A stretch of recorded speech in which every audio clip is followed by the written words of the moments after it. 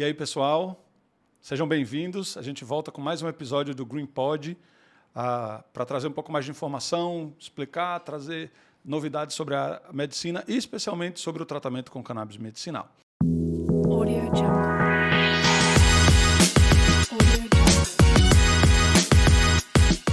Eu queria começar esse episódio agradecendo novamente e imensamente ao pessoal da Ecogen, da Canameds, que tem tornado tudo isso possível. O pessoal, nosso parceiro, que tem mantido possível acontecer esse podcast. Ao Cássio, toda a equipe, muito obrigado. Tamo junto. Hoje a gente vai ter o privilégio, ter o prazer de ter aqui conosco o Dr. Gustavo Holanda, neuropediatra especializado em neurodesenvolvimento. Doutor Gustavo, seja muito bem-vindo. É realmente um prazer enorme ter o senhor aqui com a gente e espero que a gente tenha um ótimo papo hoje. Muito obrigado, Guilherme. Obrigado, Ecogen. Estou honrado com esse convite e torço para que a gente possa trazer a melhor informação para as famílias e para os colegas que estão nos ouvindo. Ótimo. Também torço por isso. É isso aí, vamos lá. Gente, como de costume, eu vou começar lendo o currículo do Dr. Gustavo para a gente saber com quem que a gente está falando hoje. Eu vou tomar um fôlego aqui, peraí. Dr. Gustavo é pediatra com especialização em neurologia pediátrica e foco no acompanhamento de pacientes na primeira infância. As áreas de expertise são transtornos do neurodesenvolvimento, tais como autismo, TDAH, TOD, deficiência intelectual, também distúrbios de aprendizagem, epilepsias, paralisia cerebral, avaliação de bebês prematuros, infecções do sistema nervoso central, síndromes neurológicas como a síndrome de Down, a Angelman, Prader-Willi, Edwards e por aí vai. Além de um detalhe importantíssimo, que eu acho que é a parte mais importante de todas. Dr. Gustavo é casado com a Fernanda, pai do Gabriel e do Lucas. Isso. E não só amante da medicina e praticante da medicina, mas como também um cara do marketing digital, estudioso, praticante. A gente vai entrar um pouco nesse assunto depois. Com certeza. Porque eu sei que você está envolvido nisso também e já tem colocado em prática aí telemedicina, teleconsulta. Você está na vanguarda do que existe hoje de mais moderno aí na forma de praticar a medicina. Sim, eu estou focando no meu crescimento digital, né? E recomendo aos colegas que também estão nos escutando que trabalhem essa parte tão esquecida na nossa formação e que vai nos levar, né, para um futuro de abundância e acesso à saúde. Massa. Concordo totalmente. Acho que eu escutei uma frase esses dias de uma daquelas participantes do Shark Tank, eu esqueci o nome dela agora, não vou me lembrar.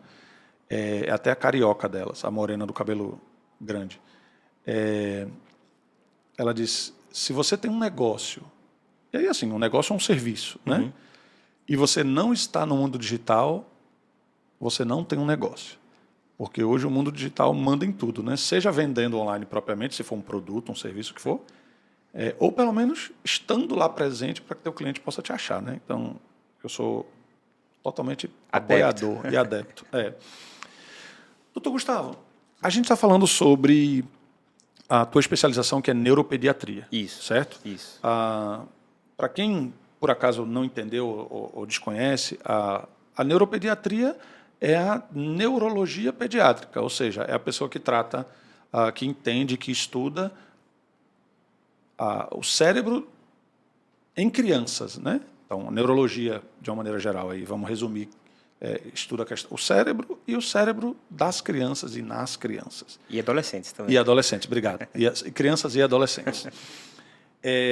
Mas explica para a gente um pouquinho, com a tua visão médica, o que é a neuropediatria? Então, quem está ouvindo hoje a gente, tem filhos, seja criança, seja adolescente, o que é a neuropediatria? A partir de que idade a neuropediatria começa a atender e até que idade? Certo. O que é a neuropediatria? Dá uma explicada para a gente, por favor. Perfeito. Neuropediatria é uma especialização da pediatria ou da neurologia, ou seja, tem duas portas de entrada. Eu vim da pediatria, fiz a residência em pediatria e optei por me especializar em residência também em neurologia pediátrica.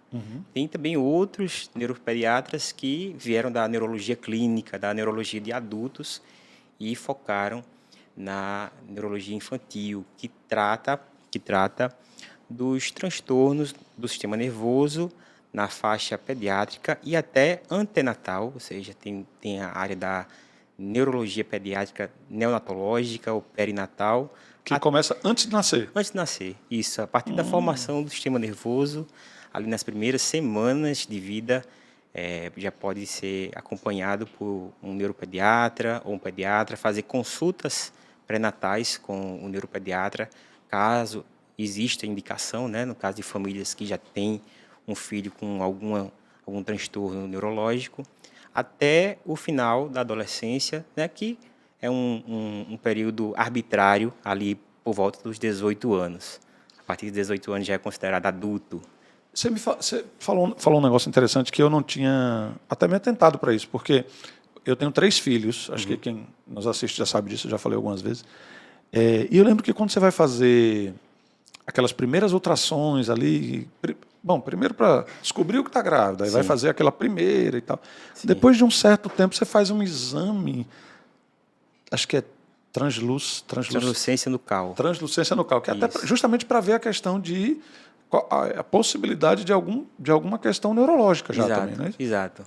E a partir daí, por exemplo, fez esse exame, identificou alguma coisa, já entra a neuropediatria, por exemplo. Isso, para aconselhamento, né? Porque no Brasil, por lei, a gente não pode promover o abortamento. Tem que receber aquela criança e é função do neuropediatra preparar a família para receber aquela criança, como é que ela deve se portar, como é que ela deve se organizar do ponto de vista até financeiramente, para ter acesso à saúde, caso venha a receber uma criança com alguma doença neurológica.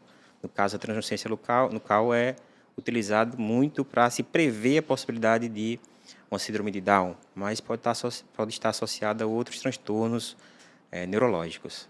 Eu já recebi pacientes, inclusive, que fizeram a ultrassonografia obstétrica e descobriram, por exemplo, que tinham uma ventriculomegalia. Para quem é leigo, a ventriculomegalia é o crescimento dos ventrículos, que são cavidades ocupadas pelo líquido cefalorraquidiano, por líquido, né, dentro do cérebro. Então, essa criança tinha um ventrículo maior, aumentado, e a mãe, ao receber essa notícia, me procurou, porque hoje é possível fazer intervenção intraútero. Né? Cirurgia? Por cirurgia intraútero com técnicas minimamente invasivas, né? Por vídeo endoscopia você consegue corrigir. Peraí, deixa eu ver se eu entendi, para saber se todo mundo entendeu. Você opera o... Eu não. Não, certo. Mas é possível operar o feto na barriga da mãe. Exato. Uau, caramba. Hoje é possível. E corrigir essa situação. Sim. E operar e corrigir a situação. Com um bom prognóstico, né? Operando cedo. Tão cedo que não está ainda nem nascido. E aí isso aí é a função de um... Já que você falou, até reforçar que você falou que eu não... É porque isso é um neurocirurgião pediátrico. Exatamente. Tá. Um neurocirurgião pediátrico altamente especializado nesse tipo de intervenção antinatal. Que legal. E aí, para quem está ouvindo hoje a gente aqui, quando procurar um neuropediatra? Então, eu tenho aí 3 filhos, a gente leu aqui teu currículo, então já dá para entender um pouco quais são algumas das doenças tratadas pelo neuropediatra.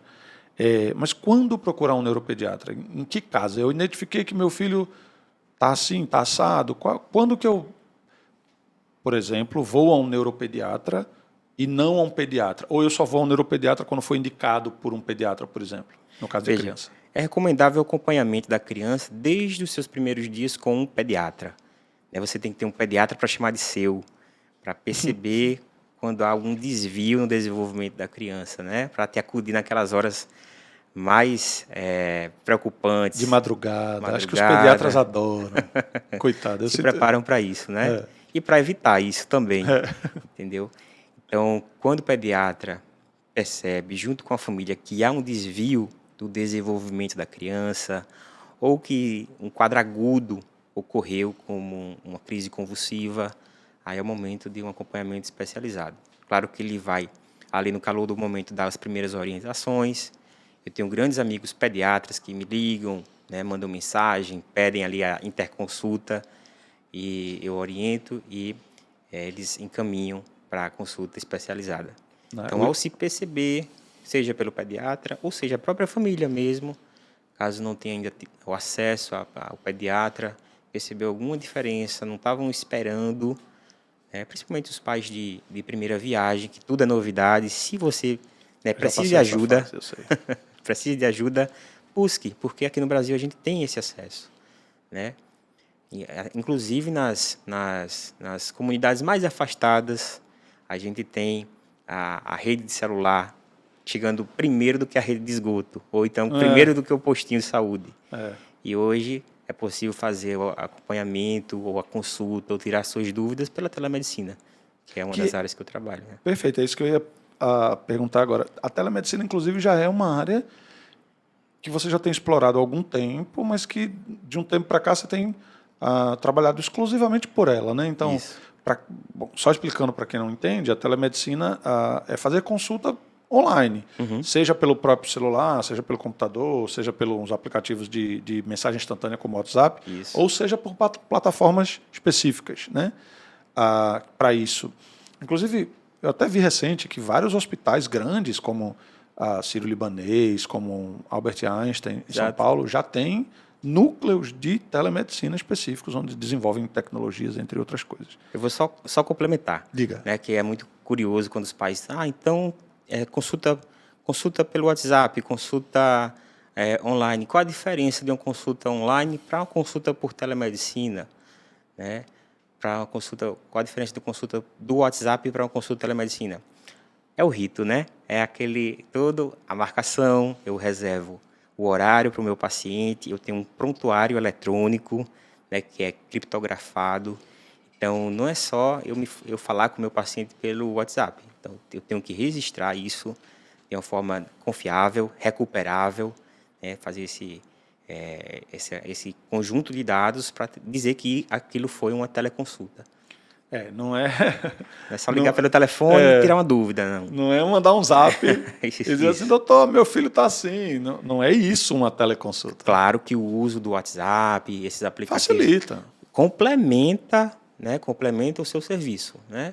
Se ficou alguma ponta solta, alguma pergunta que foi despertada depois da consulta, aquela pergunta de final de consulta, de pé de porta, né? O paciente ou a família pode perguntar pelo WhatsApp.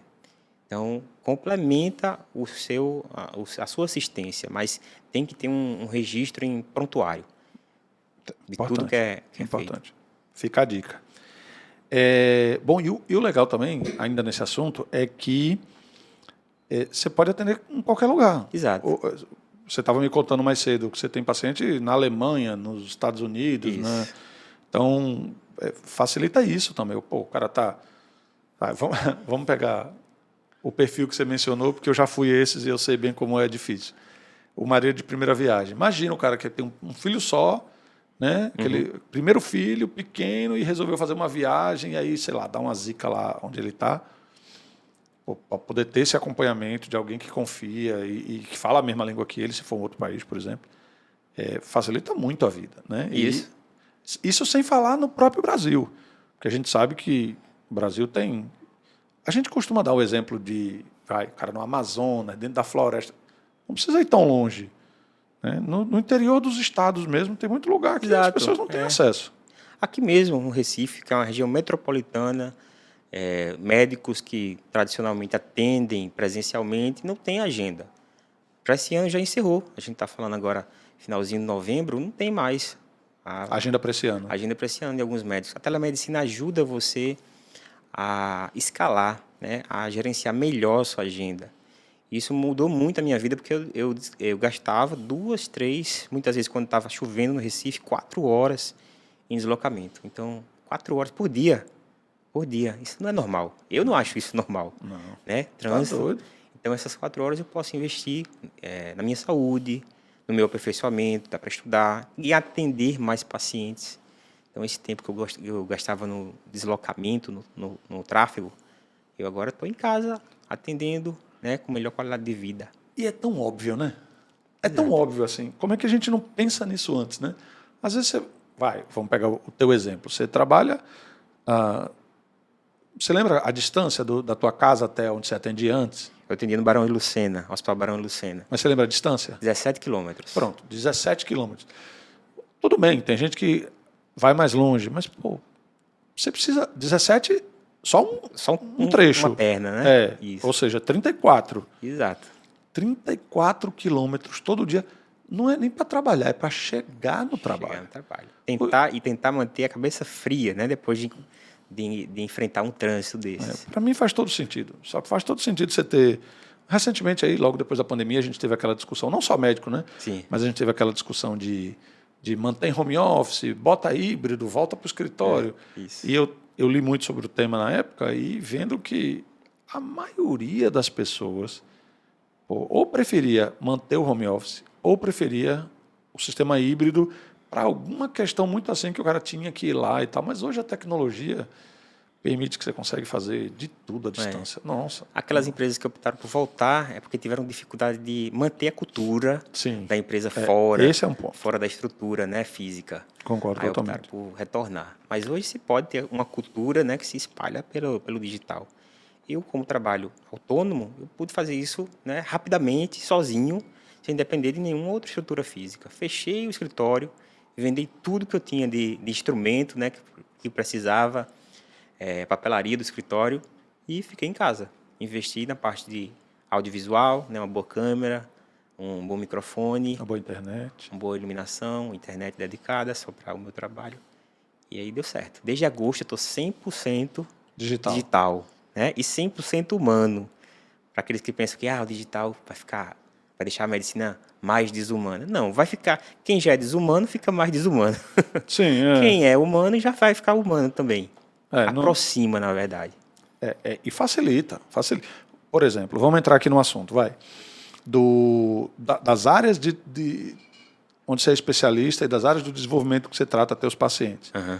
Imagina uma mãe de uma criança com TEA, né, com transtorno do espectro autista, uma mãe de uma criança com...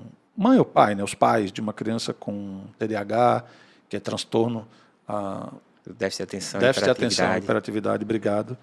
Ou com TOD, que é transtorno opositor desafiador, né, desafiante. Então, assim, imagina essa pessoa, dependendo do nível dessa criança, porque eu entendo que esses transtornos têm níveis, né? Tem uns que estão bem mais... Isso. Ter que se deslocar, chegar no consultório, onde a criança tem, muitas vezes, problema de interação com outras pessoas que estão ali na recepção esperando para entrar na consulta.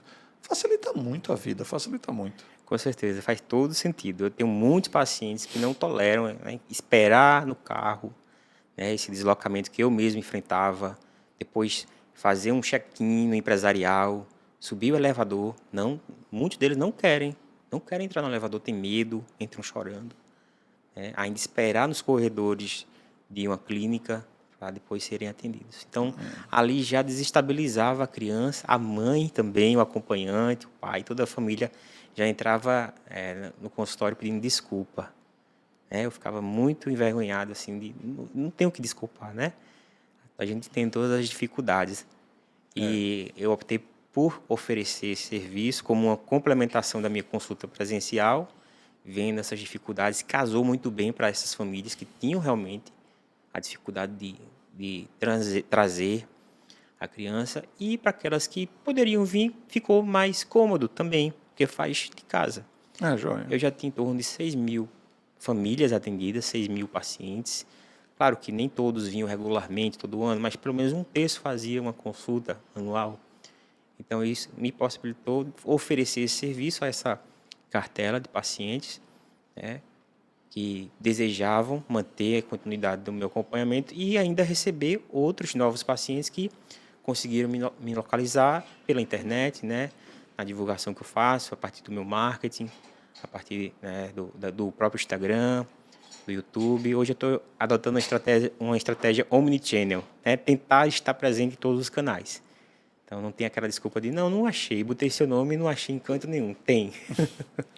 Vai achar. Você vai ver lá no Twitter, no TikTok, no LinkedIn, no YouTube, no Instagram, no Facebook, estou lá. Massa. Claro que a gente se esforça por produzir conteúdo de forma regular, mas assim, o meu trabalho ainda é ser médico. Então, eu estou atendendo quando eu não estou nas redes sociais, pode ter certeza que eu estou atendendo ou estudando. Eu entendo perfeitamente o que é isso. Meu amigo, e aí eu queria te perguntar o seguinte. Para aquele pai ou mãe que está assistindo a gente hoje, Quais são, por exemplo, as doenças, vamos chamar assim, mais comuns nessa fase da vida, na infância, doenças neurológicas, obviamente, Sim. mais comuns nessa fase da infância e adolescência? O que hoje você tem visto mais predominante assim no teu dia a dia? Isso, eu vou te informar através de um viés do meu consultório. Certo, Não necessariamente na ordem de prevalência que tem no mundo real. Hoje, certo. há uma grande preocupação em cima dos transtornos do neurodesenvolvimento, principalmente o TEA, né, o transtorno do espectro do autismo, ou autismo, né, para encurtar. Junto ao autismo, que é grande parte do meu consultório, eu acho que de 70% a 80%, se segue o TDAH, o transtorno de desenvolvimento intelectual ou deficiência intelectual. E a seguir vem as epilepsias, os diversos tipos de epilepsias, síndromes epiléticas e paralisia cerebral. Então, essa é a ordem que está batendo no meu consultório. A gente teve um episódio recente onde a gente falou muito sobre autismo, até porque a gente estava com um médico doutor no estudo do autismo, até no uso de cannabis no tratamento do autismo e tal. E a gente falou muito sobre autismo. E aí o foco, naquele dia eu percebi que o nosso foco ali, falando, era muito mais voltado, porque ele é psiquiatra da infância e adolescência, muito mais no comportamento, certo? Mas tem um lado neurológico também do autismo, na questão do neurodesenvolvimento. Por exemplo, um paciente com autismo, como é que a mãe consegue, nesse aspecto, melhorar a condição de vida dele? Eu vou dizer tratar na linguagem leiga, vai. Sim. Mas pensando não só no comportamento, porque quando a gente pensa, estamos na época de Copa do Mundo, aí a gente fala de autismo. Aí a turma já vem dizer, né, porque até Messi é autista e tal. Porque eles vão olhar o quê? Normalmente quando a gente, por exemplo, antigamente, espero que hoje em dia tenha diminuído, mas antigamente toda pessoa que era mais tímida, mas no canto dela, que não se envolvia muito, aquele ali deve ser autista. Pegaram essa questão da interação social e definiram que isso é autismo. Isso, que seria um sinal, né? Exato. A gente já pôde conversar um pouco, entender que não é só isso, mas eu queria saber da parte de desenvolvimento, de neurodesenvolvimento, já que você falou que a grande massa do teu consultório é autismo. Isso. Quais são as características do paciente autista, pensando no lado de neurodesenvolvimento? Bem, eu acho que o doutor que apresentou, acho que foi o Dr. Estácio Amaro. Isso. Tenho grande admiração por ele. Então, ele deve ter explicado que o autismo é um transtorno do neurodesenvolvimento, onde estão implicadas, né, dificuldades, déficits, deficiências ou diferenças, para quem é ativista, né, eles falam diferenças no comportamento. Tem um comportamento repetitivo e um interesse restrito. E na comunicação. Na comunicação não é só fala, mas qualidade da fala, do diálogo, da expressão, reciprocidade e socialização. Então, tem que ter isso. Do ponto de vista neurológico, a gente sabe que o cérebro do autista é diferente, né? Isso tem respaldo na genética, porque o TEA é um transtorno genético, eminentemente genético, modulado pelo ambiente. Então, essa que é a grande sacada. O ambiente pode mudar a expressão genética, e por isso que a gente investe tanto na reabilitação, nas terapias intensivas, logo nos primeiros anos de vida, que é quando o cérebro está ali mais maleável, a gente chama de neuroplasticidade, está captando e recebendo os estímulos e se transformando de uma forma mais rápida, né, e eficaz. Então, o cérebro do autista é diferente, não tem assim, que o pai optar se vai tratar num psiquiatra, se vai tratar num neuropediatra, ou até num próprio pediatra muito especializado no atendimento do autismo. Não, todos esses profissionais sabem, têm essa informação. Claro que cada um teve uma formação prévia que condicionou a observar mais a um ou outro aspecto. Mas eu, como neuropediatra, observo que há uma alteração no desenvolvimento cerebral, tendo mais conexões indesejadas em uma área, menos conexões, né, entre células nervosas noutra área do cérebro.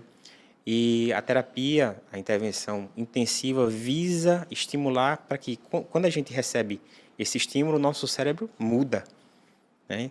Nesse momento, nós estamos, Guilherme, mudando o cérebro dos nossos ouvintes e telespectadores, porque a gente está dando informações novas e conexões estão sendo feitas e desfeitas, né? Objeções estão sendo quebradas, né? E informações chegando.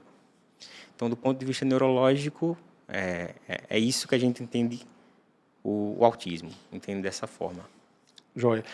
Essa semana passada, se eu não me engano, eu assisti um vídeo muito interessante de uma mãe com uma criança, não sei se você viu, tá? Foi no Instagram, tá? De uma mãe com um filho autista e que eles estavam conversando, mas ele não falava. Uhum. Tanto que ela estava ensinando para ele língua de sinais, porque ele não tinha nenhum problema que eu digo assim, ele não era mudo, ele não tinha nenhuma deficiência na fala, mas lá na descrição do vídeo e tal, falava que ele era autista com deficiência na fala, né? Sim. E aí ela estava até ensinando língua de sinais para ele e tal, apesar de que no vídeo ele fala inglês, ele fala mami, né, mamãe, Uhum. mas ele tinha muita dificuldade de se expressar. Isso é uma característica neurológica também do paciente autista num determinado nível, né? Isso, pode estar presente em alguns, nem todos precisam ter a fala prejudicada, nem atraso da fala. Tem crianças com autismo que desenvolveram bem a fala, tem até um vocabulário rebuscado, né? São conhecidos como pequenos professores, mas tem uma reciprocidade prejudicada. Possivelmente nesse caso que você está mencionando, essa criança tinha o que a gente chama de apraxia da fala, que é um transtorno motor da fala, além do próprio TEA, que dificulta a comunicação, mas ele se esforçava para se comunicar Sim. com formas alternativas, Sim, né? sim. Hoje, um dos grandes pilares do tratamento do TEA, para aquelas crianças que têm dificuldade de fala, é proporcionar a comunicação alternativa, aumentativa alternativa, né? Por diversas formas que hoje tem dia, inclusive linguagem de sinais, se for o caso, tá? Mas existem meios também bem eficazes que não a linguagem de sinais para poder se comunicar. O Entendi. importante é melhorar a comunicação, mesmo que a fala não venha, ele poder se expressar e dizer seus desejos, Interagir, suas preocupações, né? E melhorar a interação. Massa. Doutor Gustavo, quando a gente fala de doenças neurológicas em crianças, o autismo é uma que tem se falado muito, especialmente ultimamente. A gente tem visto também a questão do aumento do diagnóstico do autismo, não só porque as pessoas têm mais conhecimento e logo procuram mais o médico e acabam tendo diagnóstico, coisas que no passado a gente crescia com isso e ninguém sabia o que era. Quando era um nível muito grave, dava outro tipo de nome. Sim. Mas eu acho que a que mais assusta, vamos pensar assim, os pais, especialmente aqueles que não entendem o que está acontecendo ali, talvez no começo e tal, também é a epilepsia, Isso. que o senhor mencionou. E eu sei que, até pela nossa conversa mais cedo, eu sei que existem diferentes epilepsias, vamos chamar assim, para quem não entende nada sobre epilepsia, tem diferentes epilepsias, né? Isso. A gente tem ali as síndromes epiléticas, a gente tem as epilepsias de uma maneira geral, sendo que as síndromes epiléticas elas são mais fortes, vamos chamar assim, tipo, é uma coisa que acompanha a criança durante a vida toda, eu entendo, por favor, me corrija se eu estiver errado. Daqui a pouquinho. A epilepsia normal, ela normal, né? A epilepsia que não é uma síndrome, ela inclusive tem um tratamento mais simples, ela tem talvez até uma vida menor a partir do momento que aquela criança cresce. É assim? Não é? Como é que é? Certo. Alguns conceitos, né? Que Vai lá. geralmente quem está nos acompanhando não detém todos esses conceitos. Então, a epilepsia é um transtorno eletrofisiológico. É um transtorno elétrico da comunicação entre as células do sistema nervoso, né? Do encéfalo mesmo, que é onde se dá a manifestação epilética. Nem toda epilepsia tem convulsão, que é outro termo. Sim. Que é a manifestação motora da epilepsia. Que é isso que eu estou dizendo, que Que é o mais assusta, né? Isso, que é muito chamativo, a pessoa cai no chão, né? Se treme de forma muito abrupta, saliva, às vezes urina, né? Volta aquele círculo, ninguém sabe o que é, e é muito estigmatizante, né? Então, uma coisa é a epilepsia, Outra coisa, convulsão. A convulsão é apenas uma das manifestações das epilepsias. Certo. Porque tem epilepsias do tipo ausência, que você pouco percebe que está acontecendo. A não ser em nível eletrofisiológico, se o paciente estiver monitorizado com um eletroencefalograma na hora, você vê que ali está havendo várias descargas epiléticas e a manifestação é só uma desconexão, um olhar parado, mirando o horizonte, ou movimentos automáticos. Tem crises também convulsivas, que são de grande tônus, da pessoa se enrijecer, dificultando inclusive a respiração Fica dura. dura. Ou então perder toda a força, cair no chão, como se fosse um boneco de pano. Fica mole. Mole. Não é só aquela de se bater, né, como o público leigo fala. Então, temos diferenças aqui. Em crises, então, existem diferentes classificações e apresentações de crises. Né? A crise é a manifestação motora da epilepsia, que é esse transtorno elétrico, eletrofisiológico, do encéfalo, do sistema nervoso. E tem as síndromes epiléticas, que são epilepsias bem caracterizadas, bem estudadas, que você pode ter até essa impressão que seriam as mais difíceis de tratar, nem sempre. Né? Tem síndromes epiléticas que você já tem um tratamento bem especificado, né? Então se torna até, entre aspas, mais fácil e com prognóstico menos desolador, mas tem sim, por chamar mais atenção, né, no passado, algumas décadas atrás, precisou se estudar essas mais difíceis de tratar e receber o nome de síndromes epiléticas porque tem um padrão eletroencefalográfico, né, daqueles gráficos que são feitos depois que o paciente faz o exame de EEG. Tem um padrão eletroencefalográfico bem caracterizado, muitos deles têm um padrão também de neuroimagem bem caracterizada, tem um padrão genético também bem caracterizado. Então, por isso que recebe o nome de síndromes epiléticas e tem diversos epônimos. Epônimos são os nomes de batismo, né, daqueles cientistas que estudaram a fundo cada uma dessas síndromes, né, e acabou colocando síndrome de Dravet, por causa da doutora Charlotte Dravet, né, síndrome de Lennox-Gastaut, por causa de dois médicos, o doutor Lennox e o doutor francês Gastaut, estudaram essa manifestação epilética. Síndrome de West, que também recebeu o nome por causa de uma primeira comunicação de um médico, o nome dele era James West, se eu não estou enganado. James West falando que o filho dele tinha essa manifestação. Então, recebeu esse nome porque tem uma caracterização. E aquelas que não têm o nome é porque ainda não tem um padrão bem investigado, que não foi visto a fundo, né, com tudo que a gente tem do arsenal de propedêutico, de avaliação complementar, então ainda não recebeu o nome, mas certamente grande parte das crianças que têm epilepsia estão dentro de um padrão de síndrome epilética. Entendi. E aí, falando sobre epilepsia, sobre autismo, entre outras, síndrome epilética, entre outras doenças, bom, a gente sempre fala sobre cannabis medicinal, sobre como o canabidiol, os canabinoides, de uma maneira geral, podem atuar nessas enfermidades, mas assim, já é bem estudado, bem comprovado de que o canabidiol tem sua ação também, tanto no paciente autista quanto no paciente, e eu vou chamar de paciente autista ou paciente epilético, lógico, dentro das suas divisões. Mas aí vamos falar um pouquinho então sobre tratamento dessas patologias, dessas doenças. Eu sei que o senhor já tem experiência, inclusive, já é prescritor, já tem experiência com cannabis para fins medicinais. Quando é que o senhor entende que o canabidiol ou os canabinoides, de uma maneira geral, a medicação, a base deles, se enquadra ali? Vou tratar uma criança ou um adolescente epilético, ou uma criança ou um adolescente autista. Como é que funciona esse prognóstico? Para poder chegar nesse momento... Bom, a gente já falou sobre isso aqui algumas vezes. A gente sabe que isso é importante reforçar sempre, eu faço questão.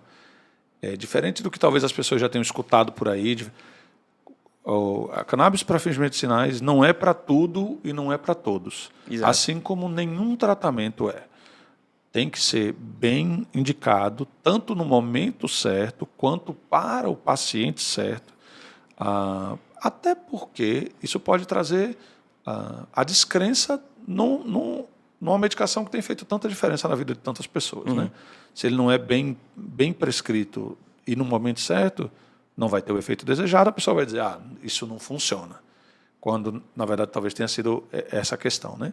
Isso. Ou então, realmente, como qualquer medicação, para aquela pessoa não teve o efeito que ela esperava, enquanto para outras tem um efeito até melhor do que se imaginava. Toda medicação é passível disso. Mas aí, voltando à pergunta, dentro da tua experiência, dentro da tua prática, e aí esse é sempre o centro da nossa conversa, afinal, você pode falar da ciência ou da tua prática, né? Quando é que você tem visto como é que você tem visto, como é que tem sido para ti essa experiência, e como é que você tem visto o tratamento desses pacientes? Eu peguei esses 2 pontos para não entrar em trocentos outros assuntos, mas falando especificamente sobre epilepsia, sobre autismo, talvez até sobre, você mencionou comigo, pacientes com paralisia cerebral. Sim. Primeiro, como é que foi para ti chegar na cannabis medicinal? Como é que você... Como é que eu descobri que como é que tinha você cannabis aí para o paciente, né? É. Veja, vou fazer um disclaimer tardio, 2, na verdade. Vai. Né? Que aqui o podcast, e é louvável a sua iniciativa, de informação. Isso. Não é um tratamento para quem está, né, escutando. As informações que você passa, que eu passo, que os convidados vão passar, né, são informações mais gerais, como você bem falou, que o uso deve ser particularizado. Né? Perfeito, o que a gente está passando aqui não é primeira linha de tratamento em muitos transtornos. A cannabis ainda não é.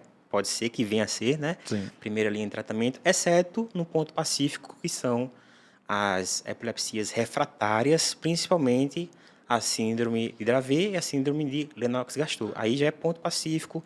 Inclusive, a Sociedade Brasileira de Pediatria recomenda o canabidiol como primeira linha de tratamento. Só reforçando para quem está assistindo a gente, a epilepsia refratária, vamos definir o que é uma epilepsia refratária, por exemplo. Perfeito. Então, a epilepsia refratária é aquela que não responde a 2 ou mais, então a partir de 3 medicamentos antiepiléticos em diversas combinações. Das medicações normais, dessas comuns de sempre. Antiepiléticos em doses otimizadas. Então, não respondeu a mais de dois antiepiléticos, já é considerado uma epilepsia refratária. O paciente está tomando um remédio, 2, 3 e não conseguiu controlar as crises. Isso. Aí é onde se cogita essa possibilidade. Não controlar ou não se reduziu a pelo menos metade das crises entendi. em uso. Né? Então, pode ser feito cannabis. Pode não, deve ser feito cannabis no caso da síndrome de Dravet, Lennox-Gastaut e outras epilepsias refratárias. Nos demais transtornos, como o próprio autismo, TDAH, TOD, TOC, TIC, síndrome de Tourette, paralisia cerebral, espasticidade decorrente da paralisia cerebral, outros transtornos comportamentais e neuropsiquiátricos. Eu já vi até estudos abordando transtorno borderline, transtorno bipolar, inclusive até esquizofrenia, que é o que a gente, né, mais corre por causa do medo do THC. Não é uma linha que a gente chama medicina baseada em evidências. O que é medicina baseada em evidências? É uma linha da medicina que usa o melhor dado clínico, que seja pesquisa clínica de grande amostra, multicêntrica, randomizada, placebo-controlada e duplo cego. Ou a revisão, né, sistemática com meta-análise acima dessas pesquisas. Então, esse é a melhor evidência clínica. Faz parte da tríade da medicina baseada em evidência. Esse ponto, a escolha do paciente, mas não é o paciente que vai ditar. Se a gente tem uma evidência boa de um lado, outra evidência boa do outro, ele vai escolher entre essas duas. E a expertise do profissional. Na cannabis, há o seguinte, uma dificuldade de se ter essa amostra grande, principalmente em alguns transtornos mais difíceis de lidar e que causam queda da qualidade de vida do paciente e dos seus familiares. Então, você nunca vai ter essa amostra grande, um estudo multicêntrico, duplo cego, controlado. Não dá para fazer nem duplo cego, porque muitas dessas condições têm um tratamento já auxiliar ou já de primeira linha que você não pode usar um placebo. Né? Então, do ponto de vista ético, não vai se testar, por exemplo, cannabis contra a amoxicilina para dor de garganta, né? Cannabis contra um placebo, sabendo que a amoxicilina é melhor. Não dá para fazer isso, né? Até porque, como você mencionou, é uma doença, em muitos casos, é uma doença rara, né? Isso. Então, você nem tem paciente para fazer grandes amostras de estudos, né? E por isso que a cannabis entrou como um tratamento compassivo na prescrição médica, né? Desde da menina Charlotte, lá nos Estados Unidos, até aqui no Brasil, a Annie Fischer, né? Que já até gerou um documentário Ilegal, o nome do documentário, feito pela equipe da Super. Ilegal é o nome do documentário, viu, gente? Ilegal, isso. Só para deixar claro. É um documentário bem legal. Tá no Netflix, se eu não me engano. Eu acredito que está no Netflix e tem outras plataformas de streaming que alugam. Então, aqui no Brasil começou com o movimento da mãe da Annie Fischer, né, e foi se espalhando. Como, né, eu sou paraibano, me formei em João Pessoa, então, e vim para cá, para Recife, para fazer minha residência em neurologia pediátrica, eu sempre ouvia falar, comecei a ouvir falar, em 2015, do tratamento com o extrato de cannabis da Abrace. Foi quando deu o boom. Eu acho que a Abrace já tinha começado antes de 2015 sua produção, né? Faz mais de 10 anos que eles estão nessa jornada, e começaram a vir pacientes, tanto na neurologia de adultos, usando o extrato, como já na neuropediatria, pacientes com epilepsias refratárias usando extrato, pacientes com autismo usando extrato, paralisia cerebral usando extrato. Já chegava para vocês esse paciente usando? Já usando, porque, de certa forma, ou haviam poucos médicos prescrevendo, ou tinha aquela situação que não é recomendado, de que se fez bem para minha vizinha, né, para a prima do meu sobrinho, não sei o quê, vai fazer bem para mim. O que é extremamente danoso para o paciente, porque acaba acontecendo isso, de não fazer realmente efeito e você achar que não serviu. E muitas vezes a mãe acredita que aquilo é a última tentativa terapêutica, e na verdade não é, ela não experimentou outras, né, de uma linha mais à frente, né? Eu quero até fazer uma observação em relação a isso. O Dr. Gustavo está trazendo muita informação importante para a gente, isso é muito, muito importante. Conhecimento sempre agrega e faz a gente crescer. E eu só queria... Eu entendo de verdade, assim como pai, você é pai de 2, né? Sim. Eu sou pai de 3. E a gente sabe que dentro de quando você tem um filho doente, imagina você ter um filho convulsionando, tendo crise de ausência diversas vezes ao longo do dia, você fica realmente muito preocupado, até desesperado. Sim. Mas, gente, sempre procure um médico. Tá? Não importa qual seja o tratamento. Eu ouvi falar que se eu der água de chocalho para o meu filho, converse com o seu médico. Se você quer uma opinião, talvez procure um médico que já tenha expertise nesse tipo de tratamento que você quer fazer, mas procura um médico. Tá? Não se automedique, não automedique seu filho, seu avô, seu pai, quem for. Procura um médico, conversa com um profissional. Só de faculdade de medicina foram 6 anos, mas quantos anos de especialização? Mais 2 anos de pediatria, 2 anos de neurologia pediátrica. Pronto, 10 anos de formação, eu ia dizer de estudo, mas não, de formação. Isso. E quantos anos de formado?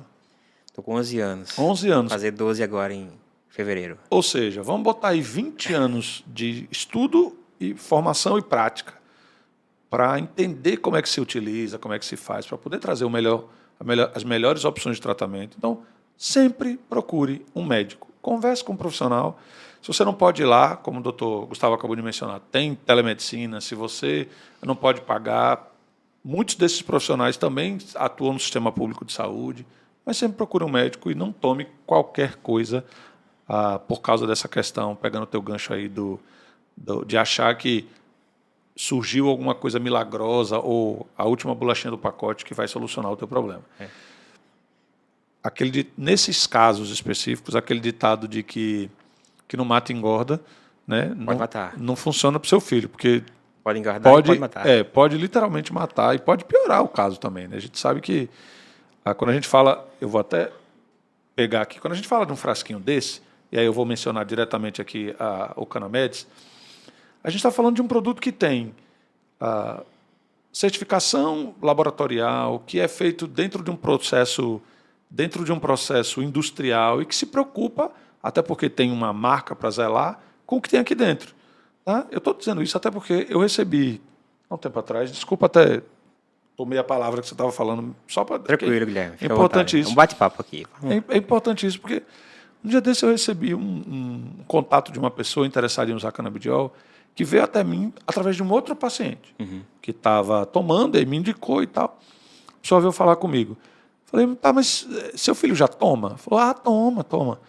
Ah, tá, me manda uma foto do que já toma para ver qual é, porque aí eu sei qual mais ou menos é o tipo de tratamento que ele já está usando. A pessoa me mandou a foto, era um frasquinho âmbar, né, um frasquinho desse mais escuro, sem rótulo, escrito... desculpa, sem rótulo não, sem um rótulo feito, né, era tipo um adesivo Sim. escrito à mão ali.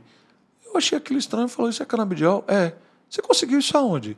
Ah, não, eu peguei com um colega que comprou de uma pessoa, que compra de uma pessoa que produz e tal. Mas produz como? Ah, não, produz em casa. Gente, por favor, eu não sou ativista, também não sou desfavorável a nenhum tipo de coisa que possa vir para beneficiar. Mas a gente tem que ponderar, né? Você não vai pegar... Muitas vezes você não faz isso nem para você. Pegar qualquer... Imagina você, uma dipirona, uma coisa boba, dipirona. Vai, por exemplo. Você pega uma dipirona que o cara fez dentro de casa, no armário, você não faz isso, né? Não. O cara está guardando ali. Você não faz isso. O cara misturou um bocado de pó, não Exatamente. sabe o que é. Pode ser pó de mármore, giz. Nem se for para dor de cabeça. Imagina para um tratamento de uma criança. Então, acho que é importante trazer esse ponto, né? Procura um médico, deixa que teu médico te indique.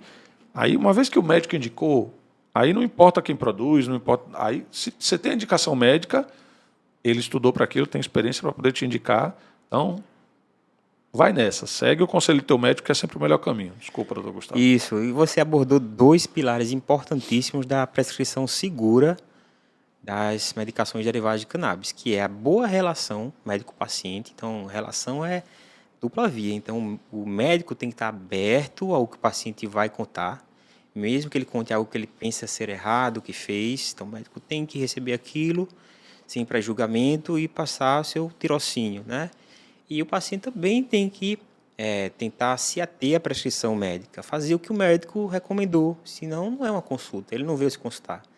Ele veio dar um recado, avisar o médico que estava tomando determinada substância. Então, a boa relação é importantíssima, é um pilar importante para tirar dúvidas, né? Para se ter acesso a esses produtos de qualidade, né? E é um bom serviço médico. Inclusive, para o médico ter também sua própria base de dados para poder dar à academia, né, respaldo para que se prescreva ou não determinada substância para determinada condição. Então, nós médicos podemos juntar nossos pacientes e dizer assim, olha, para esse deu certo, para esse não deu, porque esse é o nível de evidência da base da pirâmide de evidência, que é a opinião do expert, né, a opinião do especialista. E o segundo pilar é que sejam prescritos produtos com quantidades, né, miligramagens conhecidas daquela substância e rastreáveis. Então, um produto que você saiba que ali realmente tem tantos miligramas do CBD, tantos miligramas de THC e tem o que diz que tem, né? Isso, tem o que diz que tem e que se possa provar que tem, né? Sim. Muitos laboratórios têm testes, né, espectrográficos, cromatográficos de cada substância. Então, tem que ser rastreável. Se eu fizer uma análise química de determinado produto, eu sei que esse CBD veio de uma planta de tal quimiovariante ou quimiotipo produzido em tal região do globo. Ou então até uma espécie registrada, né, com patente, com royalties. Isso é totalmente diferente esse tipo de cannabis que está aparecendo aqui na telinha, é totalmente diferente da cannabis que o ativista diz que está plantando em casa. Porque aquela cannabis é uma cannabis que a gente chama de pitbull, que tem concentrações altíssimas de THC. É a cannabis sabe-se lá o que de rua, também, né? Que ele não escolheu uma variante de planta onde se tinha concentrações de CBD maiores do que de THC e outros fitocannabinoides conhecidos naquela variante, naquele quimiotipo, né? Uhum. Então, essa é a diferença do ativista que sai distribuindo semente para a vizinhança, dizendo que plantando, né, está quebrando o sistema de um produto com segurança, registrado. E tem até assim associações que estão se esforçando para ter isso, né? Então, a gente tem que estar transitando e conhecendo esses diferentes mundos na prescrição da cannabis. Porque chega até você o paciente que está usando esse frasquinho aí, que conseguiu não sei de quem, que foi passando, que você não sabe se ali tem realmente um extrato integral de uma planta benéfica, se ali está misturado agrotóxicos, se ali está misturado óleo automotivo ou é um óleo vegetal. Então, como você não sabe, você vai orientar, dizer, olha, essa substância aqui é desconhecida, você não pode confiar no vendedor, vamos transitar ou transferir a prescrição para uma substância conhecida. Ah, doutor, eu tenho medo, o que é que pode acontecer? Mas é da expertise do médico saber dosar e achar a melhor substância, né, o melhor produto que vai dar o melhor resultado. E aí o senhor estava falando que lá em 2015 terminou sua formação, veio de João Pessoa. João Pessoa?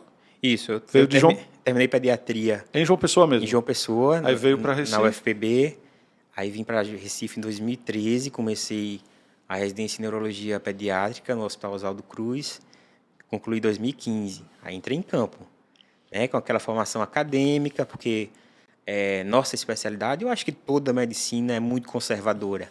Então, não se falava sobre como prescrever cannabis ou quando prescrever cannabis não se falava na sobre faculdade. Não. Sistema endocannabinoide, ninguém tocava. Nem isso. Ninguém falava da Apesar de se ter conhecimento do sistema endocannabinoide, né, desde a década de 60, não se falava. O THC era da cadeira de toxicologia, né, da parte de drogas, o que é que você podia fazer, na intoxicação, por THC e tal. Mas não tinha uma prescrição nem para uso compassivo. Era proibido, né, tabu. Aí eu tive que ir em campo, ao ver alguns pacientes realmente tendo passado por diversos tipos de intervenções, diversas medicações, em doses altíssimas, até com muitos efeitos colaterais, oportunizar. E foi uma divisão de responsabilidades, porque a mãe tinha esse perfil, né? Ela queria ter essa oportunidade, o filho tinha um perfil que poderia se beneficiar, e eu fui a fundo saber como é que se prescrevia, quais eram as opções disponíveis no mercado, que em 2015 eram poucas, né? A gente não tinha essa quantidade de empresas hoje. 7 anos atrás. 7 anos atrás eram bem poucas. Estava a Anificha mesmo querendo importar, e aqui já tinha algumas associações, né? Mas foi em 2015 mesmo que ela precisou fazer a importação, e aqui em Recife eu ainda estava engatinhando. Aí você começou lá, 2015, teve seus primeiros contatos, vamos chamar assim, com o canabidiol, começou a ver, bom, de 7 anos para cá a gente começa a ver muitos estudos, e experiência prática, e facilidade também em conseguir propriamente o produto, né? Porque de 3 anos para cá já mudou muito, de 7 o boca a boca lotou o consultório de pacientes, né, querendo usar com esse mesmo perfil, né? Pacientes com transtornos muito graves, que não se beneficiaram da primeira linha de evidência e tratamento, ou que foram prejudicados por essa primeira linha de tratamento, os pais sem qualidade de vida, a criança tão pouco, né? E pedindo compassivamente que fosse prescrito. Então, surgiram diversas empresas importando. Estou pulando um bocado de eventos nesse período, né? Diversas empresas, nos conhecemos, né? Não sei, faz uns 3 ou 4 anos. Faz, 3 anos. 3 anos. E surgiu essa parceria de eu estudar, né? Meu paciente se beneficiar da sua consultoria e termos aí resultados, né? E eu sempre falo, Guilherme, não dá para prescrever canabidiol como se prescreve, por exemplo, dipirona, risperidona, Depactine, né? Estou falando de nomes comerciais, mas são drogas que são mais conhecidas entre os pais, entre as mães. É para aquele paciente com um perfil muito particular, né, que não se beneficiou das alternativas que eu falei de primeira linha, né? da medicina baseada em evidências. Quando eu falo medicina baseada em evidências, não quer dizer que não existam evidências para as outras, que não existam dados, que não existam informações para os outros transtornos. Claro que existem muitos, né? A gente tem artigos aí produzidos. Agora, é que essas informações não obedecem àquele padrão que eu te falei, né? Sim, dos estudos. Multicêntrico, com grande amostra, randomizado, duplo cego, controlado, placebo. Mas temos informações que possibilitam ao clínico dizer assim, não, eu vou tentar com esse meu paciente, e já que a gente tem uma boa relação, acompanhar de perto quais são os efeitos esperados e saber quais são as expectativas da família. Porque se não for comigo, né, vai ser com outro médico, talvez aventureiro, ou que não nutra essa boa relação com o paciente, e talvez ele não tenha bons resultados e ache que o produto não presta, né? É só mais uma moda. É. E aí me fala um pouquinho da tua experiência. Como é que tem sido? Como é que tem sido para ti, na tua prática, para esse paciente que você identificou e que cabia o tratamento? Como é que tem sido? Tanto pensando nessas epilepsias de difícil controle, no autismo, que assim, pelo que você falou, é o volume mais presente no teu dia a dia, no teu consultório, independente da época que você fazia presencial ou agora online. Como é que tem sido a tua experiência? O paciente tem respondido bem? Mais em que talvez nesse paciente assim eu tenho percebido que a resposta é melhor. Sim. Como a gente já conversou antes, isso aqui não é uma consulta, a gente não está fazendo uma consulta, isso é informação. Mas como é que tem sido a tua experiência na utilização do canabidiol? Dos canabinoides, não só do canabidiol. Isso. A gente tem que escolher a régua, né, primeiro, porque alinhar com a família qual é a expectativa dela em relação ao uso A expectativa é a mãe das frustrações, né? Exato, tem essa frase. alinhar, né? Então, se é uma criança que tem crises diárias, muitas vezes a cada hora, né? Então, o que é que o pai espera que o medicamento faça? Eu falo que é muito pouco provável que zere as crises, muito pouco provável, mas pode ser que diminua, pode ser que evite que ele saia correndo para o hospital de madrugada por causa de uma crise prolongada. Pode ser que nem diminua as crises, pode ser que ele ainda continue indo para o hospital de madrugada, mas não necessariamente fique internado, entendeu? Então, a gente está apostando em alguma melhora. Algumas vezes, a resposta surpreende mesmo, né? Já tive situações de uma criança com paralisia cerebral, muita espasticidade, rigidez dolorosa dos membros e crises convulsivas, que usava diversos medicamentos sem resultado. A mãe já estava assim, era criança de home care, a mãe já estava desesperada, oportunizamos o canabidiol. E a criança que não se comunicava, eu já falei isso para você, né? Certo dia, falou uma palavrinha. Não era um resultado esperado. Nem estou dizendo que vai acontecer com todos, tá, gente? Foi assim, eu acho que se a gente consegue presenciar milagres, esse foi um milagre. Tá? Agora, tem situações que o pai espera alguma melhora, ela não vem, não quer dizer que foi por causa da medicação, nem por causa do médico. A gente hoje tem diversas apresentações, né? Na comunidade da medicina canabinoide se fala que para cada paciente tem uma planta. Imagina um negócio desse. Hoje a gente tem assim milhões de pacientes, né? Se eu for buscar uma planta para cada paciente, então dentro das possibilidades probabilísticas, matemáticas, eu tenho que achar um produto que mais se encaixe, que traga alguma melhora. E está sendo satisfatório. Assim, poucos pacientes já me falaram, me confidenciaram que, doutor, eu não estou vendo melhora, vamos voltar ao que era antes, tá? Tudo bem, a boa relação serve para isso, para a gente reconhecer que não foi o melhor caminho, que o caminho que anterior, é possível de acontecer com qualquer medicação também. Qualquer medicação. O extrato da planta, o canabidiol, ou as apresentações broad spectrum, full spectrum, estão aí para isso. São medicamentos, tá? Não vamos achar que porque é da planta não tem malefícios, não tem efeitos colaterais e só é tudo de bom. Não. Tem que também, dentro da expectativa, falar, olha, pode ter efeitos colaterais. Inclusive, há, em relação a alguns antiepiléticos, principalmente benzodiazepínicos, piora da ação do benzodiazepínico. Então, a gente tem que saber dosar, começar baixo, né? Start slow, go slow, começar baixo, ir devagar, para saber qual é a melhor dose, né? Com o melhor resultado dentro dessas expectativas, né? E menor número de efeitos colaterais. Então, o resultado na maioria das vezes, para a minha prática, positivo, tem sido positivo. Joia. Para esse perfil de paciente particularizado. Né? E aí eu queria entrar nesse ponto, né? Vale a pena reforçar aqui.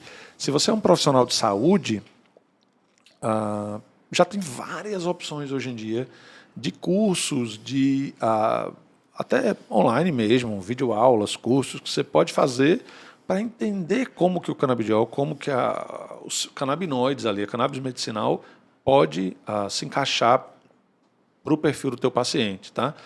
No tratamento desse paciente. Se você é pai, mãe, se você é paciente, é importante lembrar também de que pode ter excelentes resultados, podem ser, bom, até você falou da tua prática, eu acompanho vários médicos ao longo desses anos, eu já vi resultados assim incríveis, e já vi pacientes também que chegou para mim e falou, poxa, Guilherme, infelizmente para mim não foi, Não deu.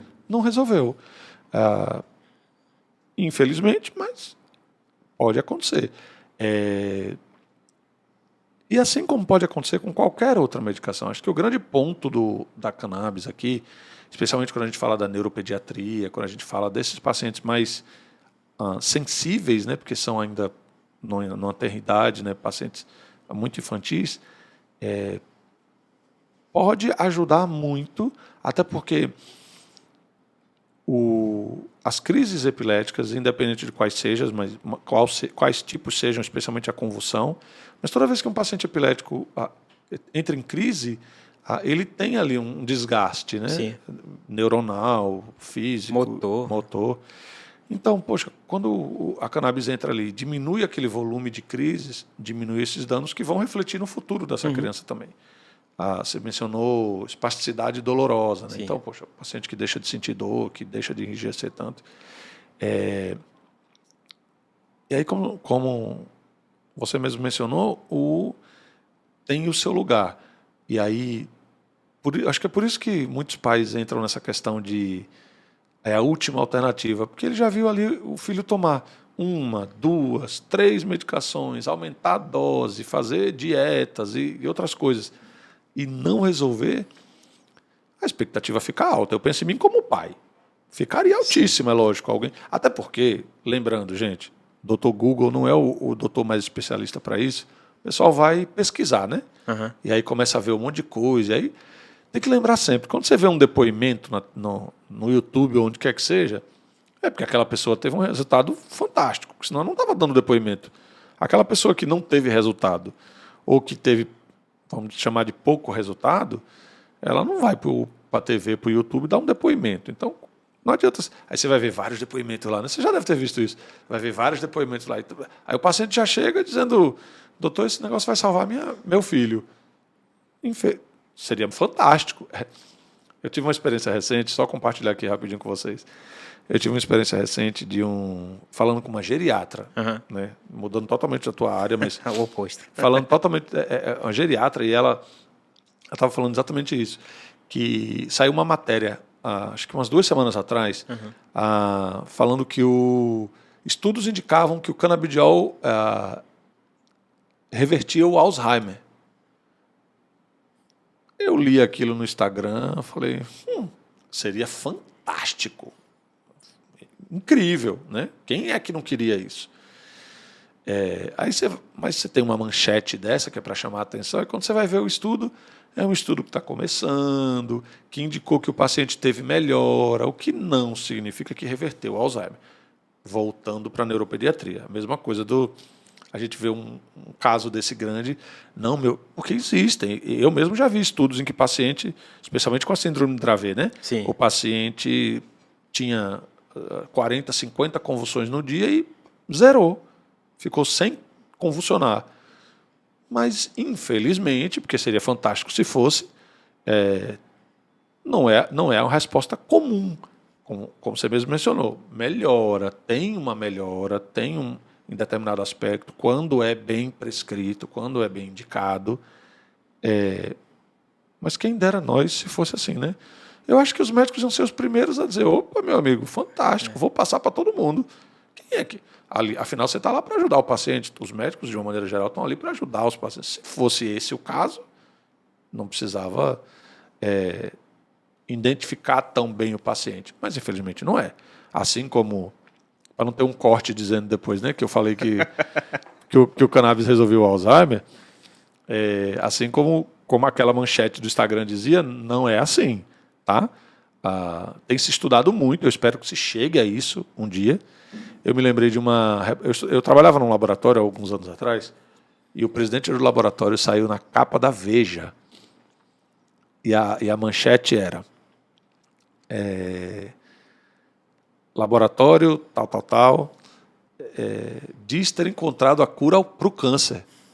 Eu digo, meu amigo... Veja. Na Veja, na capa da Veja. Eu digo, meu amigo... Eu não lembro se eram exatamente essas palavras, mas era isso que queria dizer.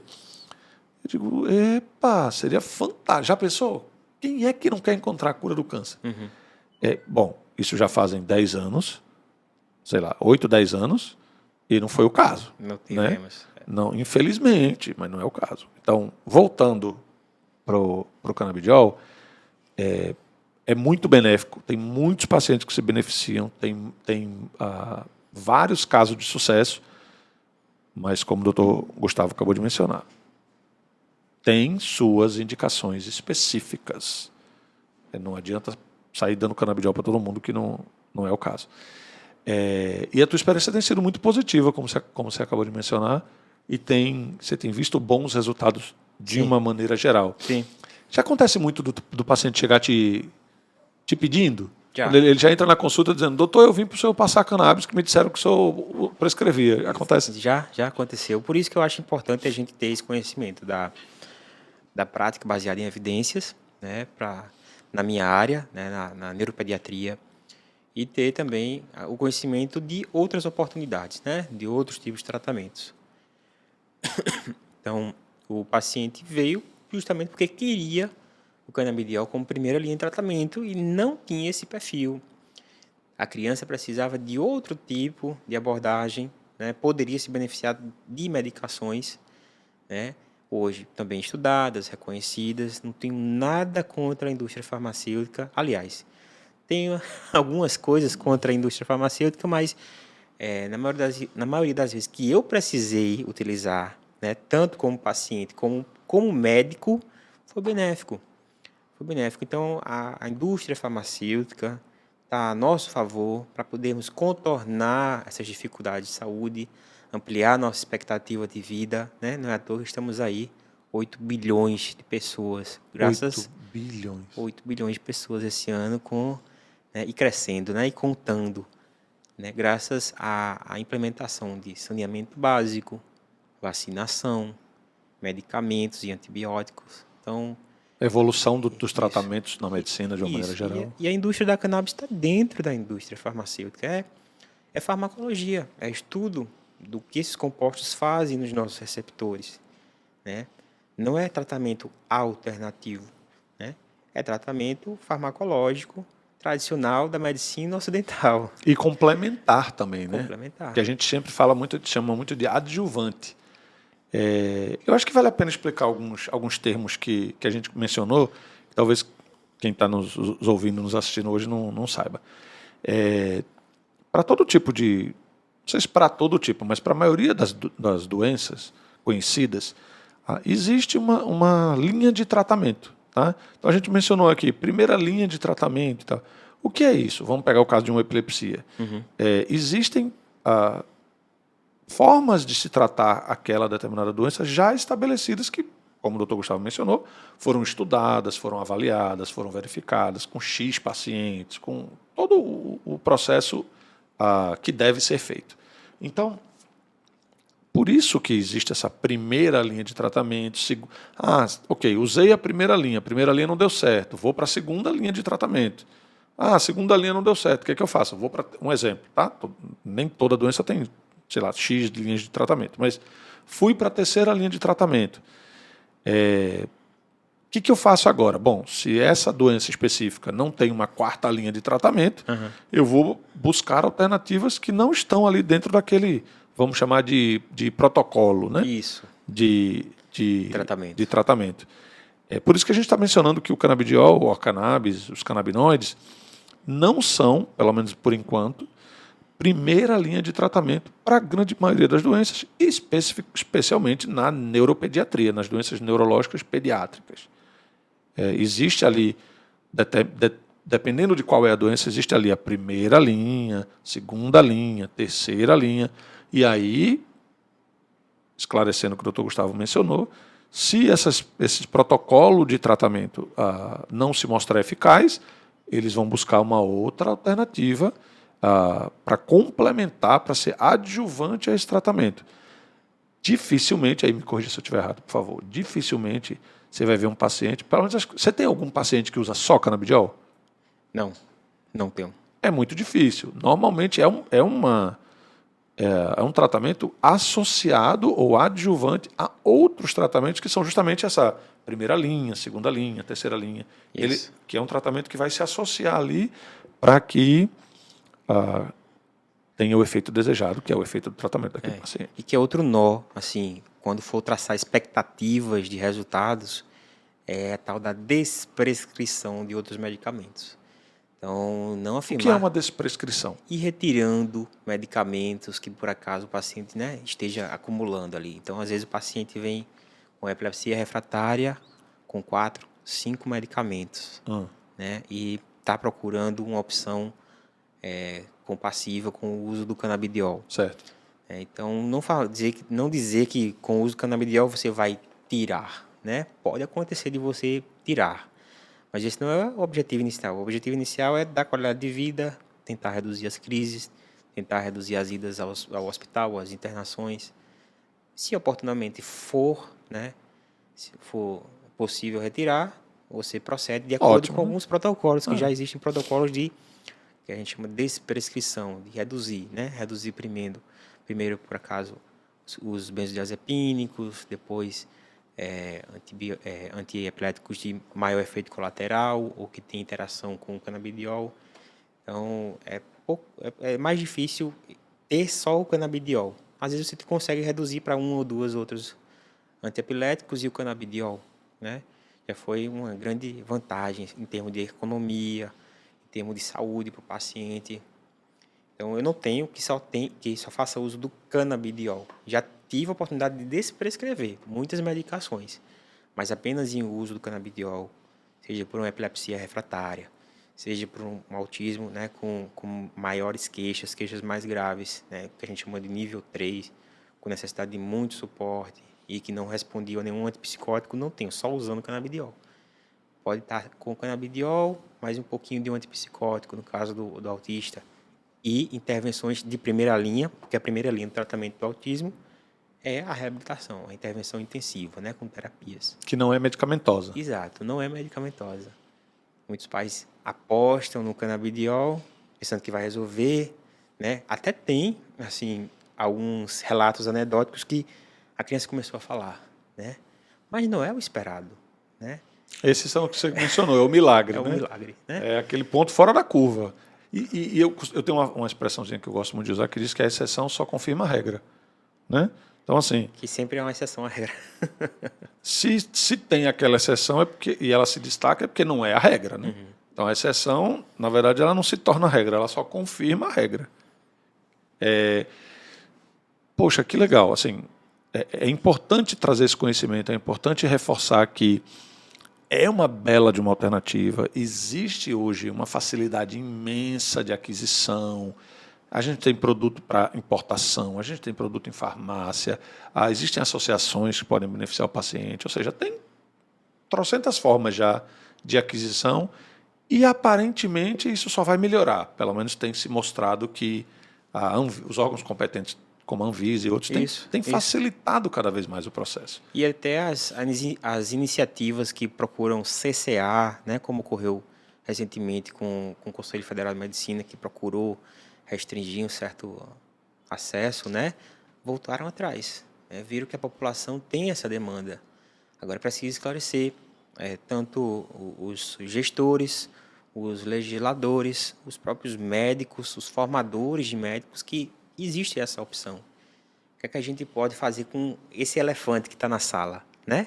Porque já se fala bastante. É um tema muito falado, muito pontuado. Se Você mencionou que faz 7 anos já que você escuta sobre isso, né? Isso. Pô, 7 anos. Já saí como o uso medicinal, né? Na prática mesmo, porque eu só escutava ali aquele pessoal ativista que captura essa pauta do uso medicinal, controlado, prescrito, para misturar com as pautas políticas dele. Eu acho que eu não tenho simpatia nem da academia mais conservadora, nem desse grupo também Mais ativista. mais ativista, radical, que acha que deve ser para todo mundo. A gente está procurando aqui um caminho do meio, né? Nem tem como fazer uma liberalização, né, do uso indiscriminado de substâncias potencialmente danosas, nem como restringir demais, de forma que a gente não tenha mais acesso, nem saiba pesquisar, nem possa pesquisar. Então tem que ter o caminho do meio, que realmente deve se estudar mais, deve ter uma massa crítica de dados para a gente poder prescrever com maior frequência, com maior segurança. E não depender de iniciativas, né, de mergulhar num oceano de informações do qual você tem que tirar o joio do trigo para saber se está fazendo, né, algo que vai beneficiar seu paciente. Então a gente tem que procurar aqui o caminho do meio. Eu acredito que esse podcast veio a agregar, né, quem está nessa iniciativa. Doutor Gustavo, muito obrigado por tua participação aqui. A gente vai chegando ao final desse episódio. E o que eu gosto de reforçar é assim, quando a gente vê tua trajetória e vê essa questão de... Você tinha um consultório presencial, mudou para um 100% online, ou seja, você enxergou ali que a medicina podia ser diferente, você podia fazer uma coisa diferente. Você, como você mencionou, você começou a atender o reforço da consulta com o teu paciente online, viu que dava para ser feito, que era interessante para ambos os lados, e aí mudou. Ou seja, eu acho que esse é um pensamento que todo mundo devia ter. E pensando em medicina especialmente, né? A gente está falando aqui de cannabis para fins medicinais, a gente está falando de uma coisa que realmente não é só que é novo, não é só esse ponto. É o ponto de que, além de ser novo, carrega todo um estigma de cannabis, maconha, droga, ilegalidade, nananana. Mas assim como o teu perfil de entender, mudar, se adaptar e testar novas questões, vale a pena deixar esse recado para todos os colegas, teus colegas médicos, que você está curioso, quer conhecer um pouco mais, acho que não tem outra alternativa a não ser estudar, identificar a oportunidade e ter experiência. Isso. Você estudou lá, identificou a oportunidade correta, conforme tua orientação tão bem dada aqui hoje. Tem oportunidade, faz experimentação e tem tua própria argumentação, tua experiência para você poder dizer, ainda que seja negativo, né? Dizer, usei, não deu certo, para o que eu queria não funcionou. Beleza, justo. Né? Nem aquela velha frase, né? Nem Jesus Cristo agradou todo mundo, imagine. E para o paciente que está nos ouvindo, você entende que teu filho pode se beneficiar do canabidiol, dos canabinoides? Ou você próprio, ou seu pai, ou quem quer que seja. Procura um médico, conversa com um especialista, conversa com alguém que já tem prática no assunto. Esse é o melhor caminho. Ele vai poder te guiar, vai poder te orientar, vai poder te ajudar nesse ponto. Para mim foi esclarecedor, me ajudou muito. Esse podcast tem me ajudado muito, especialmente com os meus filhos, né? Porque quem tem 3, o tempo todo tendo que aprender para poder lidar com eles. Tem me ajudado muito e, assim, entender mais, conhecimento expande os horizontes, abre a mente, né? A gente consegue ter melhores informações, entre outras coisas. De novo, muito obrigado. Um prazer imenso te ter aqui, a ter tua opinião. Eu queria ouvir tuas palavras aí para a gente encerrar. E queria que você dissesse também o caminho para o pessoal te achar. Eu sei que você está lá no teu Instagram, bem ativo, você mencionou tuas redes sociais, mas depois que você falar, dá o caminho para quem quiser. Acho que vale muito a pena. Você tem um filho que sofre de epilepsia, síndromes epiléticas, autismo, ou qualquer questão relacionada à neurologia pediátrica, vale a pena agendar uma consulta, conversar com o Dr. Gustavo e esclarecer o que pode e o que não pode ser a melhor forma de tratar. Dr. Gustavo. Muito obrigado, Guilherme. Obrigado pelo convite. Realmente é engrandecedor quando a gente conversa, né? Sempre gosto de conversar contigo, trocar umas ideias, não só em relação à prescrição de canabinoides, de cannabis, mas na parte de marketing, de comércio, de administração, né? Então a gente vive num mundo onde devemos tentar inovar. Eu estou lendo um livro do médico Peter Diamandis. Ele é reitor da Universidade Singularity, que é uma universidade que busca estudar criatividade, e escreveu um livro chamado Abundância. Ele fala que a abundância está nessas oportunidades assimétricas, né? E beneficia os early adopters, aquelas pessoas que começaram a utilizar, né? E testam mais cedo, né? Testam mais cedo e veem que a curva de adoção está crescendo. Então, tanto na questão da telemedicina, como no marketing médico digital, como na prescrição de cannabis, eu tive a felicidade, né, de ser um early adopter dentro da minha geração.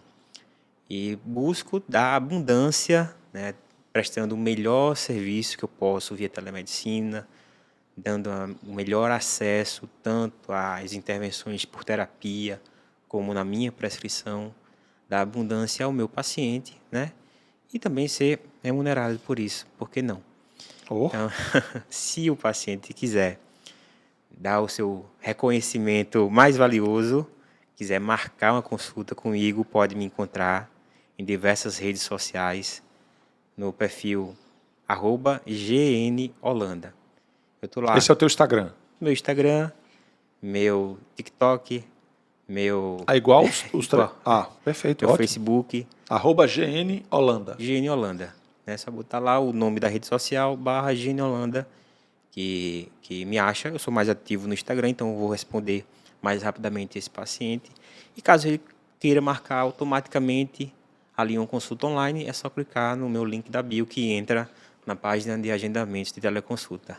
Beleza, perfeito. Na data que está saindo esse podcast, a gente já está quase chegando aí no final do ano.